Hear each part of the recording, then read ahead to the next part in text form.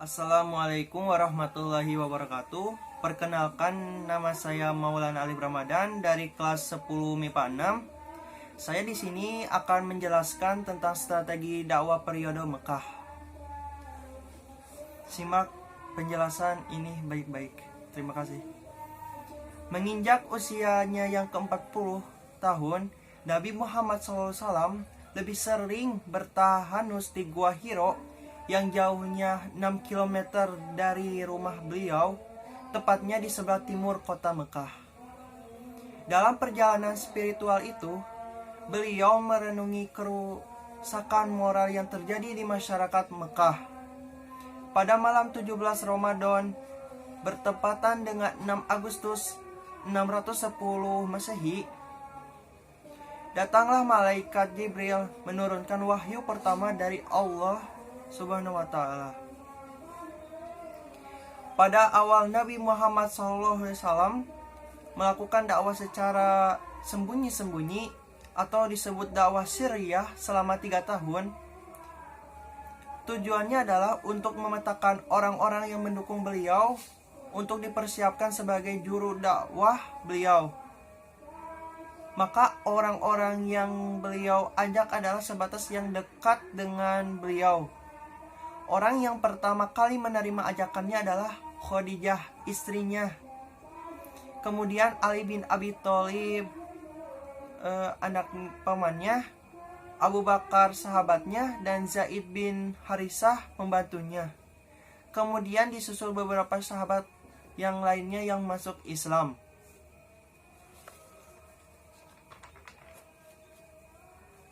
Setelah melihat keadaan sosial dan politik yang semakin kurang menguntungkan di kalangan penduduk Mekah, ditambah posisi yang tidak menentu bagi pengembangan dakwah agama Islam di Mekah, maka Nabi Muhammad SAW mulai menyusun strategi dan rencana yang lain untuk menyelamatkan para pengikutnya dari ancaman dan siksaan kafir Quraisy. Strategi tersebut adalah sebagai berikut. 1. Hijrah ke Habsyi yang pertama. Penyiksaan dan penindasan orang-orang kafir Quraisy yang sangat kejam terhadap orang-orang Islam, terutama dari kelompok bawah, membuat Nabi Muhammad SAW tidak tahan melihat penderitaan pada umat tersebut. Akhirnya beliau memerintahkan kepada para pengikutnya untuk hijrah ke Habsyi untuk menghindari ancaman, gangguan, dan siksaan dari orang-orang kafir Quraisy. Perintah tersebut langsung direspon dengan baik oleh para sahabat. Oleh karena itu, pada bulan ke-7 tahun ke-5 kenabian, berangkatlah 11 orang laki-laki beserta 4 wanita. Lalu rombongan kedua segera menyusul hingga jumlah yang hijrah ke Habsyi mencapai 70 sahabat. Hijrah ke Habsyi yang kedua. Para sahabat Nabi Muhammad SAW yang hijrah ke Habsyi pertama bertahan selama 2 bulan. Setelah itu mereka kembali lagi ke kota Mekah. Melihat kesuksesan orang-orang Islam bertahan dan mendapat perlindungan di Habsyi serta semakin bertambah jumlah pengikutnya di kota Mekah, orang-orang kafir Quraisy semakin geram dan terbakar hatinya. Mereka semakin menambah penyiksaan terhadap orang-orang Islam. Karena alasan itulah Nabi Muhammad SAW memerintahkan kepada sahabatnya untuk hijrah kembali ke Habsyi. Hijrah kedua ini diikuti oleh 101 orang, lebih banyak daripada hijrah yang pertama. Dari jumlah itu terdapat 18 orang wanita yang dipimpin oleh Ja'far bin Abi Thalib. Misi ke Taif. Sepanjang perjuangan dakwah menyebarkan agama Islam di Mekah, masa-masa yang paling menyedihkan bagi Nabi Muhammad SAW yaitu pada tahun ke-10 kenabian yang dikenal dengan tahun duka cita atau Amul Huzni. Sebab pada tahun itu 2 orang yang sangat dicintainya telah meninggal dunia dalam waktu yang berdekatan, yaitu Siti Khadijah dan Abu Thalib. Kedua orang itulah yang selama ini menjadi pembela dari menjadi pembela dan pelindung yang sangat tabah,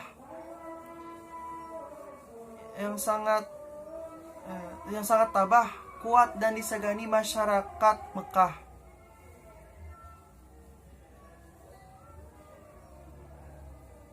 Dengan wafatnya istri pertama Nabi, Siti Khadijah dan pamannya Abu Thalib, orang-orang kafir Quraisy semakin leluasa mengganggu dan menyakiti Nabi Muhammad SAW.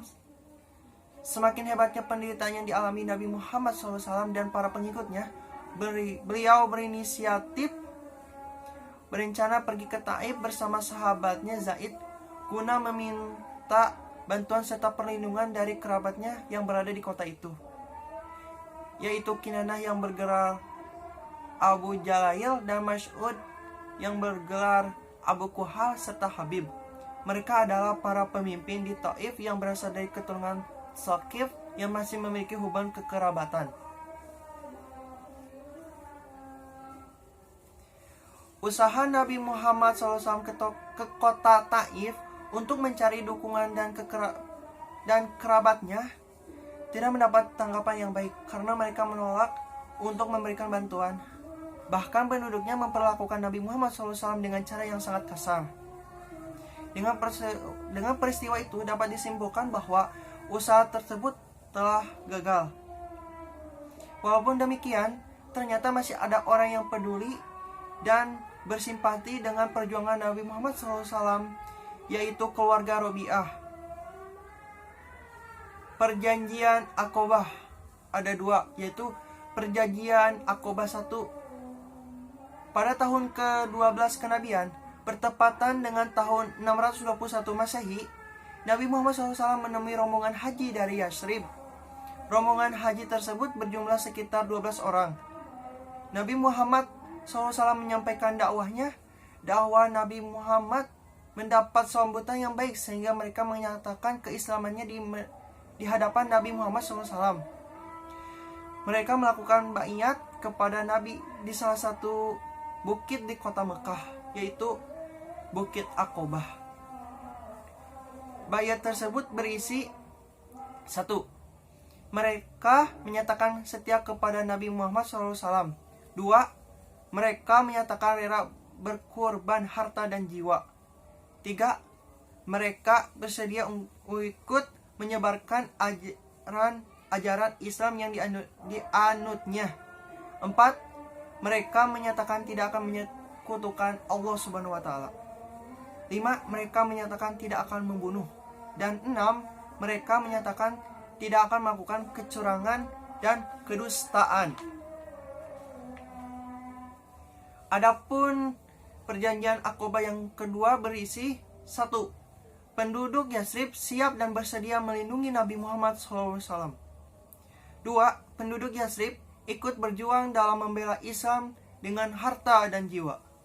3. Penduduk Yasrib ikut berusaha memajukan agama Islam dan menyiarkan kepada sanak saudara mereka. 4. Penduduk Yasrib siap menerima segala risiko dan tantangannya.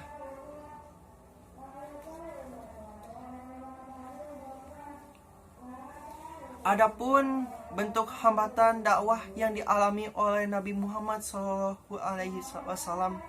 dan pengikutnya, yaitu 1. Penghinaan, ancaman dan siksaan terhadap Nabi Muhammad SAW. Kedua, penghinaan, ancaman dan siksaan terhadap pengikut Rasulullah SAW. Ketiga, bujukan harta, kedudukan dan wanita. 4. Membujuk Nabi untuk bertukar sesembahan. 5. Membujuk dan memprovokasi Abu Thalib. 6. Menghasut masyarakat Mekah. Dan ketujuh, pengasingan dan pemboikotan Bani Hashim dan Bani Muthalib. Juga mempengaruhi pimpinan negara-negara tetangga untuk menolak kehadiran Islam atau orang Islam. Sekian itu saja yang bisa saya jelaskan kali ini. Mohon maaf bila ada kesalahan kata atau kalimat atau tutur kata yang saya ucapkan barusan. Terima kasih atas perhatiannya. Mohon maaf bila ada kesalahan. Billahi taufik wal hidayah. Wassalamualaikum warahmatullahi wabarakatuh.